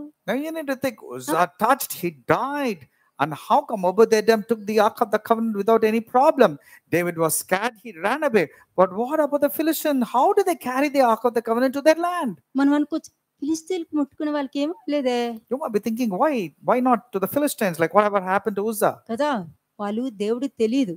People who do not know God will not తెలియకపోయినా go wrong with them. దేవుడికి ఎలా మర్యాద ఇచ్చి పంపాలో గ్రహించారు. But at least they realize how to send the Ark మరి of the Covenant దేవుడు back. తెలిసిన నీకేం దొరుకుతుంది? But the person whom you know, you say you know God, what about you? దాని తర్వాత ఏంటి, ఇశ్రాయేలు దేశంలోకి వెళ్ళిన తర్వాత మందసం ఓపెన్ చేశారు మళ్ళీ మన ఇశ్రాయేలు జనాంగమే. But you know what the Israelites did? They again opened the Ark of the Covenant once it entered the land of అంతే. Israel. ఇంత వాక్యం విన్నాక కూడా ఆ ఇంటి ఇది అని మిగతా వాళ్ళ గురించి నువ్వు చూస్తున్నావు అంటే మందసం లోపల చూస్తున్నట్టే సమానం. It's like looking into the Ark of the Covenant is a person who wants to peep into other people's life and poking as to what's happening in others' lives. కాబట్టి దేవుణ్ణి మహిమపరిచే స్థితిలో మీరు ఉండాలి, దేవుణ్ణి సమాధాన పరుచుకునే స్థితిలో మీరు ఉండాలి. మీరు ఒకవేళ పాపం చేస్తే దాని నుండి బయటకు వచ్చే స్థితిలో మీరు ఉండాలి. మీ ఇంటి పరిస్థితులు మార్చుకునేటటువంటి స్థితిలో నువ్వు ఉండాలి. నిన్ను నువ్వు తగ్గించుకుని ఎదుటి వారికి క్షమాపణ చెప్పేటటువంటి మనస్తత్వం నీకు ఉండాలి. అప్పుడే నువ్వు దేవుణ్ణి నమ్ముతున్నావా, నువ్వు దేవుని సంబంధ అపవాది సంబంధ అని తెలుస్తుంది. You need to ask for forgiveness, come out of your sinful nature. You need to submit yourself. You should be in a position to forgive others and relate to others, reconcile with God. Only then by this you'll know whether you belong to God or to Satan. Shalom అలైకుం.